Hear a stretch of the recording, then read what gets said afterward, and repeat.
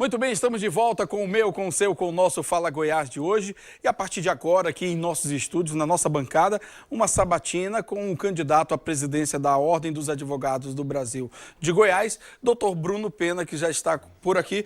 Bom dia, doutor, seja bem-vindo. Bom dia, É uma Dani. honra recebê-lo para a gente tratar de um assunto tão importante, que é essa eleição dentro da Ordem dos Advogados do Brasil.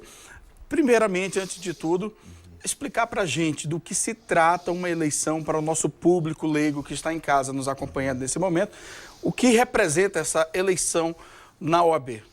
Dani, primeiro, bom dia. Queria agradecer aqui a audiência qualificada do seu programa. Para a gente é uma satisfação muito grande estar aqui para falar sobre as eleições da OAB Goiás, que movimenta mais de 50 mil advogados. Infelizmente, nem todos os advogados podem participar da eleição, porque existe uma normativa da OAB que estabelece que somente o advogado que está adimplente com a sua contribuição, com o pagamento da anuidade aqui da OAB Goiás, pode participar das eleições. Lembrando que a anuidade do Estado de Goiás é uma das mais altas do país, tem uma alta taxa de inadimplência, infelizmente. Muito bem. Qual que seria aí, então, os seus principais pontos de partida, as suas principais propostas, caso você seja eleito para a presidência da Ordem dos Advogados do Brasil? Então, Dana, a principal proposta que temos é reproclamar a independência da OAB Goiás. Na nossa visão, a OAB Goiás se encontra agachada para os poderes constituídos, tem tido uma submissão muito grande, principalmente ao governo do Estado de Goiás. Não por acaso, a filha do governador está na chapa da atual gestão. E nós achamos que a OAB precisa ter uma independência maior, por exemplo, para cobrar o pagamento das unidades de honorário dativo, que o advogado trabalha, recebe quando o governo quer pagar, do jeito que o governo quer pagar e do jeito e dos modos que o governo quer pagar. Nós achamos que tem que ter uma independência necessária para, por exemplo, fazer o ajuizamento de uma ação civil pública de obrigação de fazer, para que o Estado cumpra a lei e o advogado que trabalha para o Estado possa receber em dia. Então, a principal bandeira que temos é a independência da OAB. Quais são as suas principais propostas para aumentar e levar a representatividade do advogado, tanto na classe quanto na sociedade? Então, o advogado, Dani, ele nunca teve tão perseguido e tão agredido como nos tempos atuais. Tivemos recentemente um advogado brutalmente assassinado em Rio Verde, o doutor Cássio Bruno. Vemos advogados metidos em operações absurdas, seja da Polícia Civil, seja da Polícia Federal. Nós vamos lutar de forma intransigente pelo respeito à advocacia e vamos lutar de forma incessante contra a criminalização da advocacia. Como? Então vamos estabelecer um observatório das prerrogativas para o Estado de Goiás, para que o advogado e a sociedade saiba quantos advogados tiveram suas prerrogativas violadas, quais foram as medidas adotadas pela OAB e quais foram as consequências dessas medidas também. Eu acho que o maior vetor do desrespeito à advocacia é a impunidade. Eu tenho dito que entregador de iFood hoje, ele é mais respeitado que o advogado. Porque a categoria se mobilizou, as pessoas sabem que hoje ao desrespeitar o entregador de iFood, eles estão mobilizados, eles vão manifestar, eles vão fazer barulho. E com a advocacia a gente não tem visto isso. Você vê, eu mesmo, Dani, eu fui preso injustamente durante 10 dias, por ter recebido honorários advocatícios. Tive, inclusive, o apoio da OAB nessa demanda, mas tive o apoio numa consequência. Nós precisamos combater a causa, que é a impunidade. O que leva uma autoridade a se sentir à vontade o suficiente para pedir a prisão de um advogado? Sem indício nenhum. Nós precisamos trazer a certeza que enquanto o advogado não for devidamente respeitado, essas autoridades não vão ter sossego. E nós vamos atuar duramente para que isso seja combatido. Muito bem. Como Vossa Excelência pretende atuar, caso eleito, no incentivo e ali, quem sabe, até na promoção do advogado iniciante? Porque todos nós iniciamos um dia na profissão, seja no jornalismo, seja na advocacia, e todos que têm um conselho de classe ou que têm, por exemplo, no caso dos advogados, uma ordem, precisa ter um amparo, um apoio. Como que você pretende atuar nessa demanda? Então, nós precisamos trazer instrumentos para que a advocacia em início de carreira possa ser inserida no mercado. O advogado em início de carreira, ele enfrenta duas dificuldades. A primeira, quando ele quer iniciar o escritório dele, abrir o seu primeiro escritório, ele acaba tendo uma dificuldade que é a da receita incerta e da despesa certa, ou seja, ele não sabe quanto que ele vai ganhar honorário, quanto que ele vai ganhar de honorário, mas tem lá uma despesa de aluguel, de secretária, de parcela de computador para pagar, enfim, de uma série de investimentos necessários para um escritório de advocacia. Nós pretendemos utilizar a Caixa de Assistência do Advogado, que é a CASAG, para buscar parcerias, seja com o BNDES, Banco Nacional de Desenvolvimento Econômico e Social, seja aqui com a Goiás Fomento, para que o advogado tenha uma linha de crédito de fomento que ele possa tirar um dinheiro emprestado, pagar com 2, 3 anos de carência depois de fazer o investimento do seu escritório e pagando isso depois parceladamente com um juro subsidiado. Se o advogado quiser falar assim, não está na hora ainda de eu abrir o meu primeiro escritório, eu vou trabalhar para outro escritório. É importante que se tenha garantido por lei um piso da advocacia, para que a gente saiba que o advogado não possa ser remunerado de forma inferior de um patamar mínimo. Existe já uma tabela da OAB, que é com relação à cobrança de honorários, existe uma resolução da OAB que indica um piso de qual que seria o pagamento mínimo para a advocacia, mas isso não é lei, as pessoas cumprem se quiserem. Hoje existe também um desconto na anuidade, mas, na nossa opinião, o primeiro ano da advocacia não deveria nem ser cobrado a anuidade ainda, deveria ser isento para a advocacia início de carreira e vir cobrando de forma gradativa até chegar ao que todos os advogados pagam hoje de anuidade, que supera a casa dos R$1.000. É possível essa proposta entrar nas suas proposições aí, caso eleito, a isenção no primeiro ano de atuação do advogado, ou é algo que depende de um nível nacional de decisão? É possível. É a OAB que estabelece o que ela vai cobrar de anuidade, porque a OAB, o conselho se reúne, estabelece qual vai ser o orçamento para aquele ano, prevendo as suas despesas e prevendo as suas receitas. Então, a OAB ela tem a sua autonomia para definir em que momento vai cobrar essa anuidade. Claro que a OAB ela faz repasses para o Conselho Federal, para a CASAG, para outros instrumentos da OAB, mas é perfeitamente possível. Nós, inclusive, vamos estabelecer um orçamento participativo para a OAB, onde a advocacia, por meio de audiências públicas, serão ouvidas onde deve ser gasto o dinheiro da OAB, que movimenta hoje, anualmente, mais de 40 milhões de reais por ano. Então, nós vamos ouvir a OAB para saber quais são as suas prioridades, quais são as suas necessidades no momento de estabelecer o orçamento. Muito bem, você citou aí mais de 40 milhões de reais. Como estão as prestações de contas?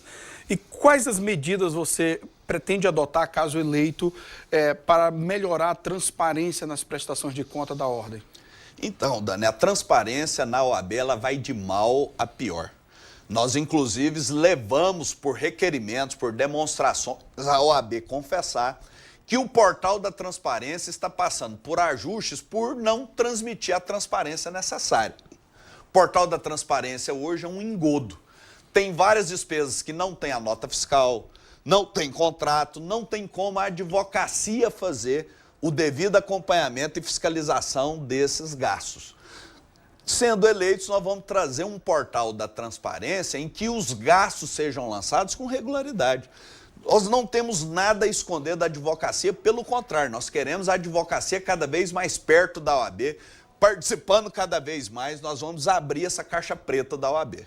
Muito bem, você falou aí do portal da transparência, então já posso emendar até aqui com um outro tema que nós conversamos mais cedo no rádio, a respeito da implementação de recursos tecnológicos na sua gestão, caso você for eleito. Inclusive, essa ideia do Portal da Transparência, esse melhoramento, também já está dentro do seu rol aí de pretensões para o mandato, né?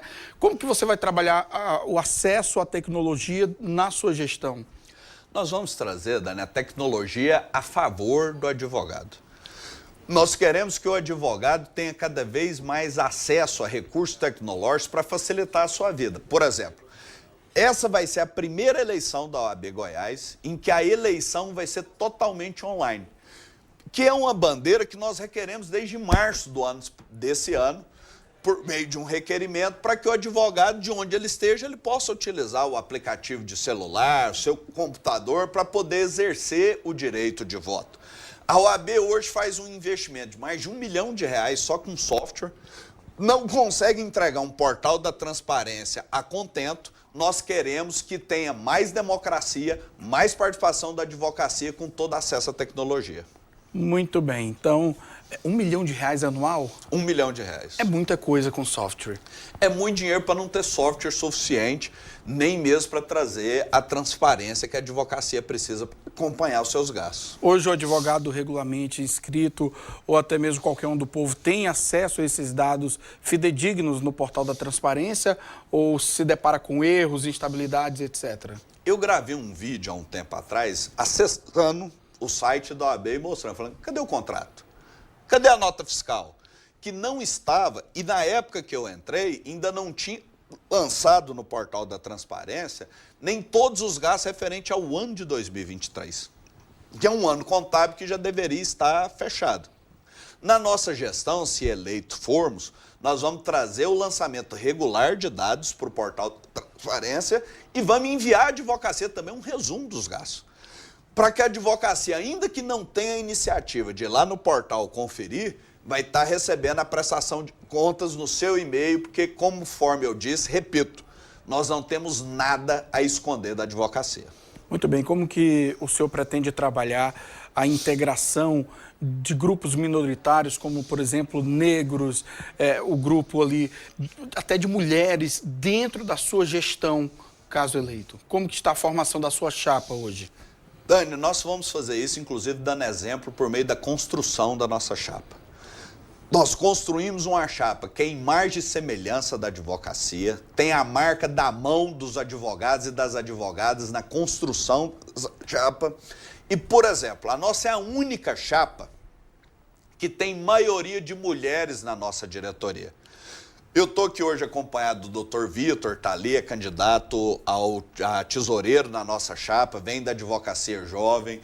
E o Dr. Diego, que está nos acompanhando, é candidato ao Conselho Seccional.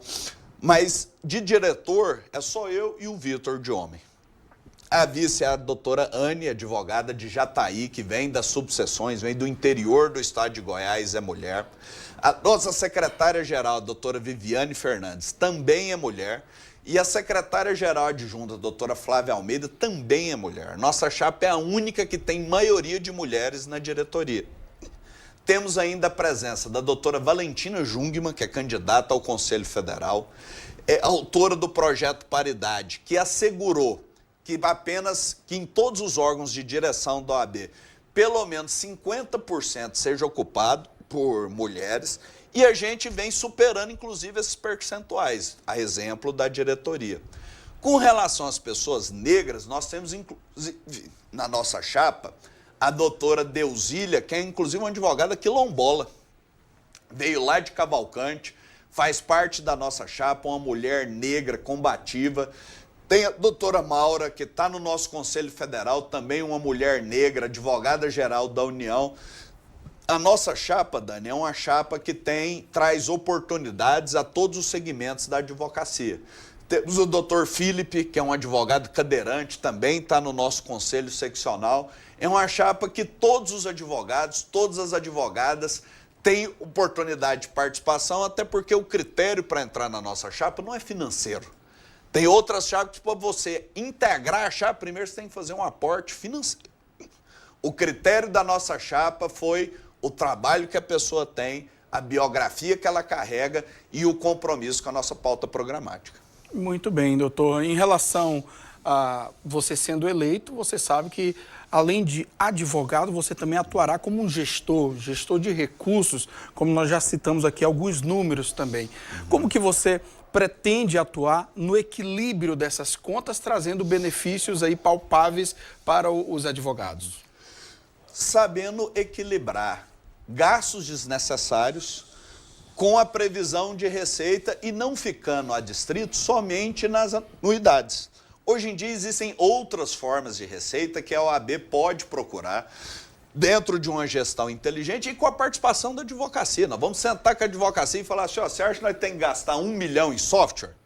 Se o software não funciona? Você acha que tem que gastar dinheiro com festa? Acha que tem que gastar tanto dinheiro, às vezes, com o baile do Rubi? Nós vamos sentar com a advocacia, vamos dialogar com a advocacia para a gente poder fazer uma gestão equilibrada e eficiente. A educação continuada ela é importantíssima para qualquer profissional, principalmente para a profissão de advogado. Como que você pretende integrar uma formação continuada em ensinamentos jurídicos para os advogados? Então, a OAB ela tem um órgão que é a Escola Superior da Advocacia. Nós queremos colocar essa Escola Superior da Advocacia à disposição da advocacia com cursos de uma duração maior, não esses cursos de verão, palestras, seminários. Nós queremos cursos, por exemplo, de gestão de advocacia, de administração, de contabilidade, de como advogar em áreas mais complexas da advocacia, em áreas mais diversificadas. Saiu recentemente um estudo do Conselho Federal, que é o Censo Demográfico da Advocacia, que demonstra que 70% da advocacia do país está vivendo com até 5 salários mínimos e complementando a sua renda com outras atividades, como corretagem de imóveis, até Uber e tudo mais. Nós precisamos trazer elementos para a advocacia para inseri-la em outras áreas que às vezes é deficitária de advogados. Tem áreas ainda poucos exploradas, como o direito imobiliário, direito ambiental, direito minerário, direito aeronáutico. E assim são outras áreas pouco conhecidas que, às vezes, com a atuação da Escola Superior da Advocacia, possa trazer um novo leque de oportunidades, especialmente a advocacia em início de carreira, e com cursos com preços acessíveis ou até gratuitos, para que a advocacia possa se inserir no mercado por meio da Escola Superior da Advocacia. Muito bem, doutor. Para você que ligou sua TV agora, estamos conversando com o doutor Bruno Pena, candidato à presidência da Ordem dos Advogados do Brasil aqui em Goiás. Ele que é da chapa 2, será aberto também o tempo de 20 minutos para sabatinar os outros candidatos das outras chapas também. E eu quero saber como que será o seu engajamento em relação às pautas sociais e também na defesa contínua dos direitos humanos. Então, Daniel, a OAB Goiás e a OAB Nacional, existe um histórico de comprometimento e defesa com os direitos humanos, da defesa do Estado Democrático de Direito e de pautas da sociedade civil organizada. A OAB se notarizou a nível nacional com pessoas como Raimundo Fauro e também aqui a nível estadual como Rômulo Gonçalves, Vanderlei de Medeiro, Jorge Jungmann, Olavo Bercó, Eli Alves Forte e outros tantos nomes, pela sua atuação intransigente na defesa dos direitos humanos e dos direitos da sociedade. Tanto que fez um enfrentamento tão contundente à ditadura militar que foi alvo, inclusive, até de um atentado à bomba na sede da OAB. A OAB Goiás, em outros tempos, foi fiscal, por exemplo, da qualidade do serviço público. Eu vi aqui no seu programa algumas menções aqui a respeito do transporte coletivo, da qualidade do transporte coletivo, do atendimento à saúde, da segurança pública. E a OAB vem se afastando dessa pauta de acordo que vem se aproximando do governo do Estado de Goiás. É muito difícil para a OAB cobrar alguma coisa do Estado de Goiás pleiteando um contrato, por exemplo, de 11 milhões com o IPASO, quando seu presidente pretende um contrato de 11 milhões de reais com o IPASO. É difícil para a OAB poder cobrar do Estado de Goiás a partir do momento que traz a filha do governador para estar dentro da sua chapa.